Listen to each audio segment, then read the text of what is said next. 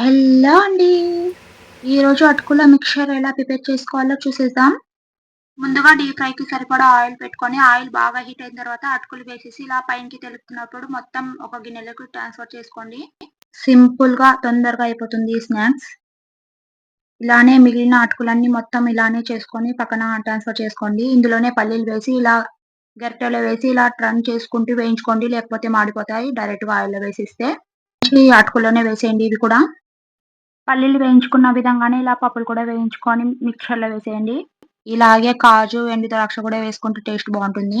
కానీ అందరి దగ్గర ఉండవు గదా! అందుకని నేను చూపియట్లేదు. కరివేపాకు కూడా వేసి క్రిస్పీగా అయిన తర్వాత పక్కన తీసేసుకోండి. మిక్చర్‌లో వేసుకోండి.